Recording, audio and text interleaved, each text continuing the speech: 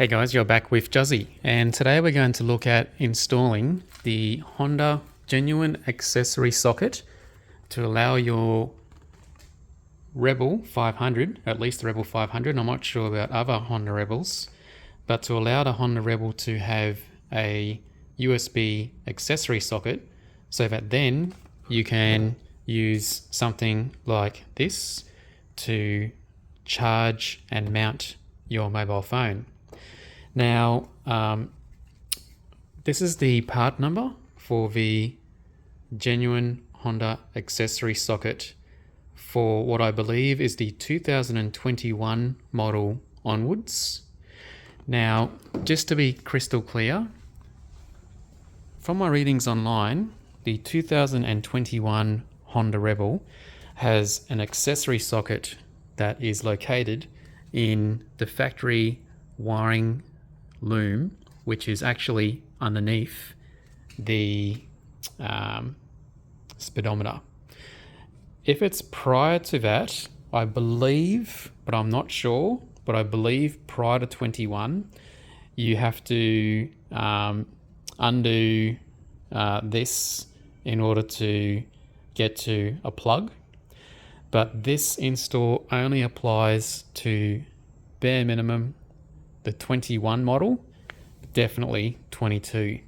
So just to get in close, I've just turned a light on because it's about 6 o'clock at night after coming home from work.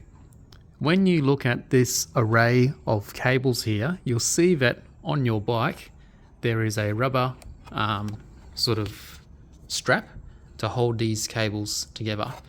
The cable, according to the Facebook groups, that needs to be unraveled is actually this one. And you'll see here it's a bit thicker, and inside that one, I'll just keep my finger on it and I'll come around to here. You can see it comes up and it goes to the display. Now there's a black tape here which you can unwind, which then leads you to be able to unwind this black tape around the wiring harness, and then there'll be 2 plugs inside.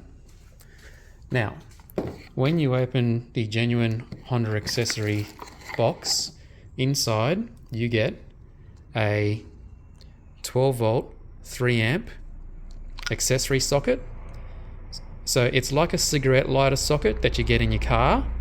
So that means that you do have to purchase a USB charger to place in this, just similar to what you would do in your car. Now, as you can see, it has 2 connectors, and those connectors obviously match up to the Rebel's factory wiring loom. In the box, you also get a mounting bracket. So the mounting bracket, 2 bolts, these 2 holes in this mounting bracket go underneath here. So you undo these 2 bolts and then you slot the bracket underneath, and then it's got a little hole here to fit the accessory socket in so that it sort of sits here like this.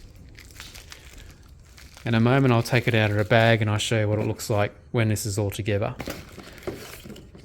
Otherwise, inside the bucket, inside the box, you get a small little zip tie and a couple little washers and what looks like some spacers, and I assume that they're used to space this bracket somehow. Unfortunately, there are no instructions in the box. This piece of paper here just simply says, if you're looking at the accessory user guide installation instructions, it says to go here. So I'll see if I can just load that now, take some screenshots and pop that on the screen for you. Alright guys, so I've just placed the instructions from this website up on the screen for you. So if you're wanting to have a closer look, you can zoom in and check that out. In the meantime, I have taken this bracket out of the bag that I was talking about, and so this is what it looks like. So there's the two holes that go in underneath the instrument panel, and as you saw in the instructions, those two spaces and washers go underneath that. Now, in order to fit the accessory socket through this hole, you just have to unscrew this plastic ring, pull it off, then put this bracket over the cable up there, then put the spacer ring back in, slide it over this rubber insulator, I guess you could call it, and yeah, then we'll push this back up to here. That then means that we are able to undo the bolts on the instrument panel. So let's move to that.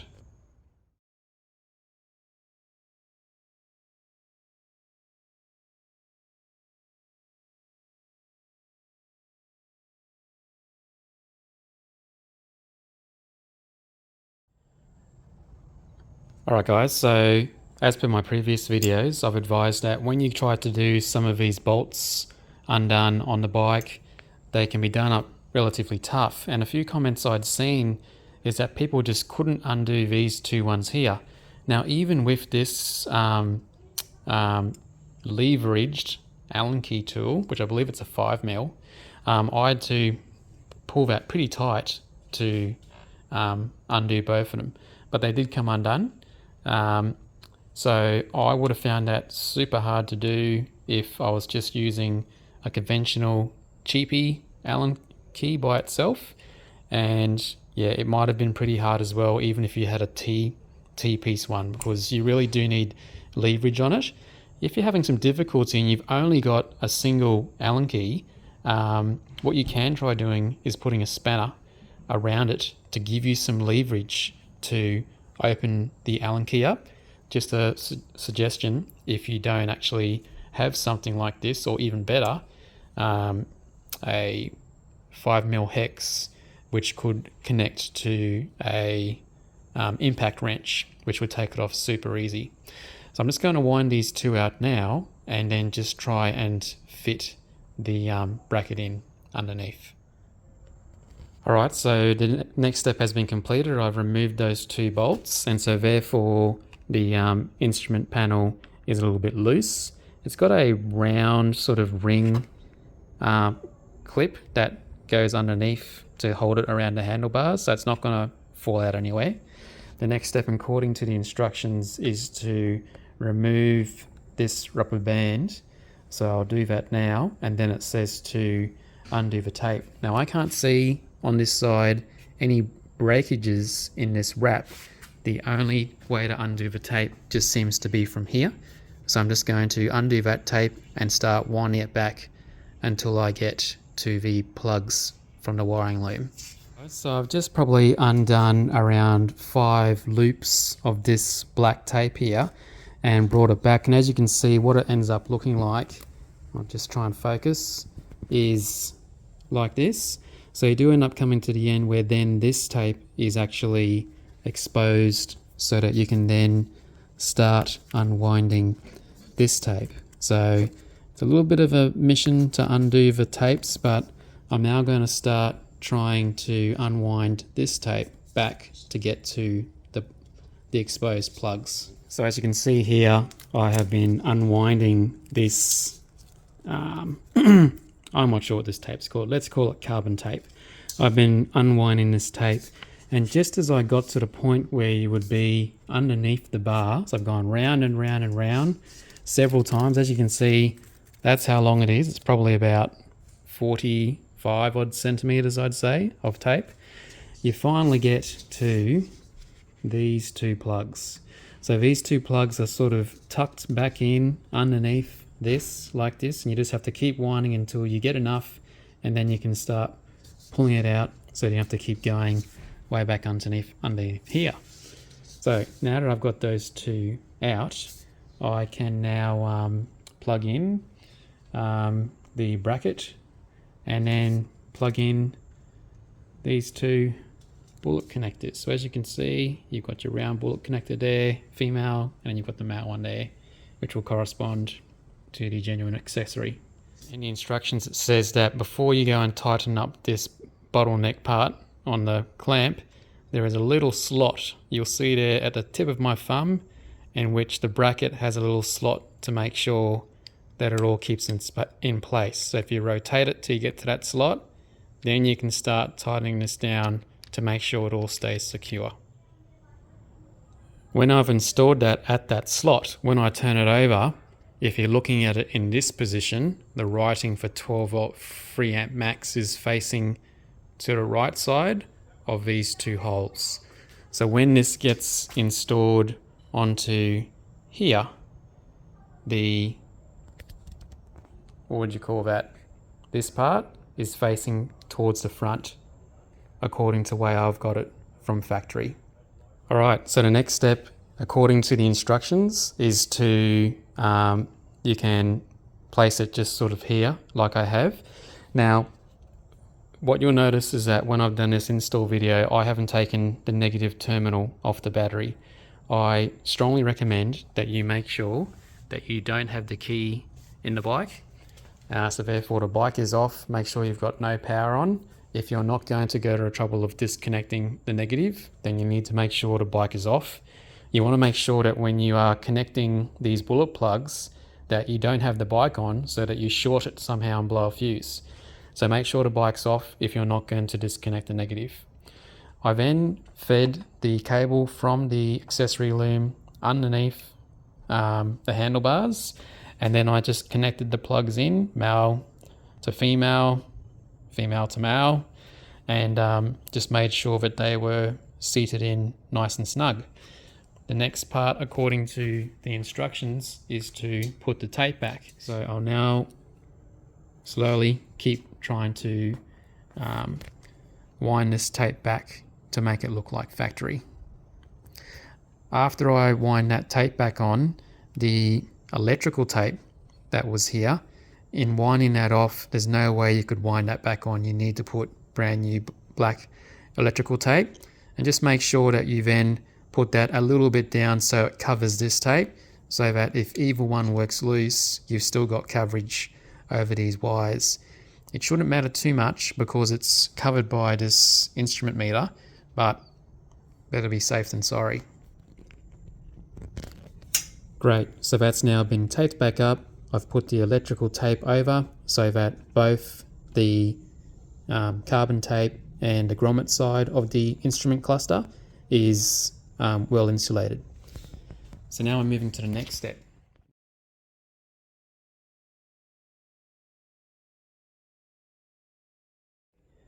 Inside this little hole here, they've actually got these collars.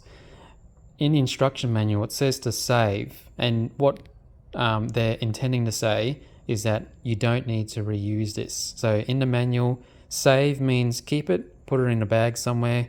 You're never going to use it again, I guess, unless you sell the bike and sell the accessory separately, but no one's ever going to do that. So when you push these collars out of here, you can then fit the collar that Honda gives you in the accessory bag, and it fits in there snug. What that then enables you to do is to feed the bolt through, and as you can see, the bolt has plenty of thread there. The easiest thing to do then is to, I won't be able to do this holding the phone, is to work that washer back up at here and then push the whole thing onto there and screw it in.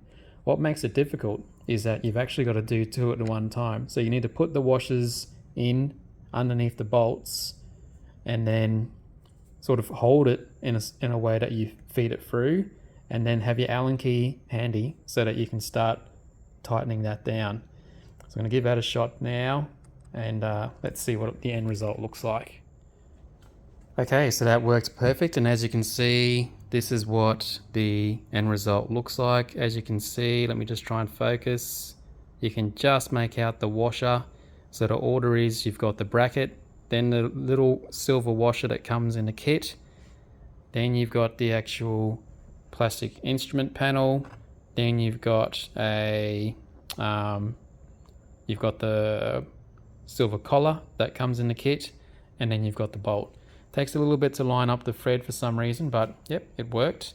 Last thing you want to do is just put the strap around these cables here, and yeah, I'll have to go and get my USB socket from the Evo because I don't think I've got one spare. Looks like I'll have to buy another one and get it ordered in for the car. Handlebar Mount Pro is actually all black compared to the standard version, which has a blue lever. Of course, because I've got the special edition, I wanted it to be all blacked out. And apparently this actually has a hidden path that you can route the USB cable so that it's all hidden. When you open the box, inside you get the actual lever, like so, which is just here. And then you've actually got the mount that goes around your handlebar. Now, from factory, it is mounted with a 7/8 or 22mm insert clamp. So what you need to do is use an Allen key to undo that part there, so that you can then remove that clamp and put the 1-inch 25mm clamp to fit the Honda Rebel factory handlebar size. So I'm just going to undo this screw and place this inside and resume. Alright guys, so what I've done is I've actually put the clamp on here first, and as you can see I've got it with the writing facing forward like that, and then you need to mount the actual holder, the clamp, this way so that it's facing forward and not backwards, otherwise it'll hit the tank. So I'm just going to tighten this bolt here now and resume. Okay, so I've tightened that screw down, and as you can see it's in a good position on the left hand side. If you had it on the right hand side, you might be dealing with this brake reservoir being in the way. So anyway, I'm quite happy for it to be on the left hand side. Now, if you don't have this weatherproof wireless charger, then you would simply just install this lever straight onto here. It comes with a bolt inside, and it's very easy to simply just put down. Because I've got the wireless charger, I'm actually not going to do that. So I'm going to be putting this back in the box, and now I'll unbolt this and let's see what's inside. So inside the weatherproof wireless charger from Quadlock, it actually comes with 3 cables. So yay, you've got a right angled one, a short and a long, all USB-C cables. So that's great. That's going to enable me to plug that directly into the accessory socket. It's got a bunch of zip ties here so you can all make it nice and tidy, and it comes with a long bolt in there, albeit it's black. I guess it's going to be hidden.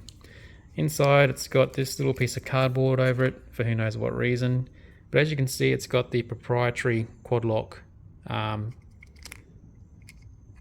top part there, so that's what gets bolted down, and then in here is the actual wireless it's the wireless charging element. So to keep it safe from the water, as you can see it's got a shielded USB-C socket that your plug will go straight into. So the way this is supposed to work is that it's got a whole bunch of teeth here, and this teeth, yep, just fits straight on like that. So I'll simply feed the bolt down through there, and then I'll be able to run the cable, the USB-C cable from here directly to the socket that is just there. Alright, so just a moment ago I was talking about not really liking that that is a silver bolt. The good news is that in the Handlebar Mount Pro, it actually comes with a black bolt, so everything is blacked out. So yay, it is the same length as the grey one that is in that one. So I'll be able to tighten that down and yeah, everything will look black. Great, so that black bolt is now tightened down. The mount is, the wireless is nice and tight there. Just notice that this has a tiny bit of play in it, and I had not tightened this bolt from factory, so I'm just going to give that tiny little turn there. Cool. So now that is nice and secure. Now I've actually got the case on my phone that I'm recording, so it is a proprietary Samsung S22 Plus case that I've got. So it's going to be nice and snug on the phone, and also not going to allow the phone to fall off the bike. When you go to mount the phone on this, you essentially just give it some force, and as you can see, the wireless element has a spring element to it, so that your lock on your phone can push in there and then rotate so that it's in place. So here is the USB cigarette lighter charger I've got from my car, and as you can see here, it says that the maximum output is 3 amps max, so that should meet the requirements, or I guess the maximum power output from the genuine accessory socket. So I'm just going to feed that in there like that. So it's all black, nice snug fit. And now I'm going to feed this cable. So the right angled cable is a little bit longer than the straight one that comes with the kit, but I'll give both a go and see which one seems to work best. In all honesty, it's only got to travel probably 12 centimeters or so to get to there. And that's not going to flex in any way because it's a still distance. Alright guys, so the good thing about the quad lock USB cables, you can see that they've got proprietary branding on them, but they're actually waterproofed connections. So when you go to plug this into here, as you can see, it's got 3. That's super tight to go in, so that's definitely watertight. But then the cable is like 1 meter long. So I'm going to use their zip ties to sort of tuck it in under here so it's well out of the way. But as you can see, it's definitely got enough length to get to the factory socket. So here you can see I've got the USB cables routed and zip tied. I've actually got one around as a bunch, one to the metal bracket that sits just there, and one just to the clutch lever. So it's nice and out of the way. As you can see, you can't see anything from the front. Right now I can show you when you turn the key on, it flashes and illuminates blue. Of course you can't see that once you've got the phone on there. Alright, so as you can see, I've got my Samsung S22 Plus, and there is the official quad lock case. I've got a magnet on the back of it, which I'm going to be removing, but what I used to have was a magnet mount in the Evo, but I ended up buying a phone mount, quad lock genuine mount for that, and I just never ended up removing this metal part. The case is a tiny bit slippery to me. It's not very grippy, and in actual fact I get more grip touching this metal, believe it or not. But to show you how this mounts, so as you can see, it's got the proprietary mount, and that mount simply just locks in like this. So you'd walk to your bike and you simply put it to an angle, and when you've got it on this angle, it then slots in here and is able to fall in. So it's hard to do this with one hand, but there it is. Okay, so it's locked in, so that phone is not going anywhere.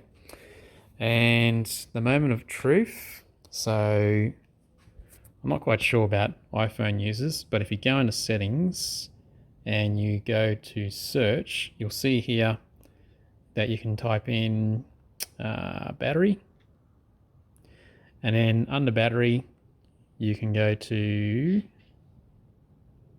more battery settings, or wireless, sorry, not wireless power shaving, this one, more battery settings. And as you can see, you can turn on settings for fast wireless charging, etc. So I'm just going to make sure that everything is turned on. So the genuine accessory socket is supposed to be able to supply 3 amps, and this USB charger is supposed to be 3 amps. It's not really a branded one, it's just come from a local auto shop. So we'll see if that is really telling the truth or not.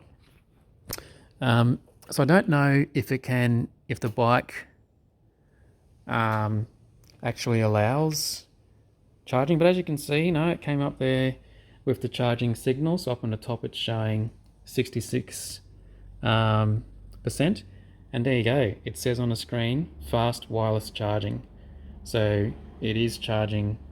It is actually meeting what the genuine accessory socket from Honda says it can do.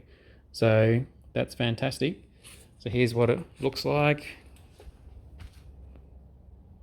Really neat. Happy with that. Alright guys, if you've got any questions or comments about this install, please let me know. I hope you've liked this install. This is one that I think that I just simply couldn't find a good version of this video for the Rebel, particularly for the 21 model plus years that have this different sort of connection rather than previous years. The good news is that I've got a friend that's got a 2019 model Honda Rebel, and this charger is the one that you can use if you're going to plug directly to the battery that's under the seat. So rather than selling this off, I'd actually purchased this one by mistake before I'd done any research on the bike. And yeah, so I may in the future be doing a video install for the 2019 model Rebel with this charger. If you've got any questions, please let me know. Otherwise, I hope you've enjoyed this video, and I'll see you in the next one.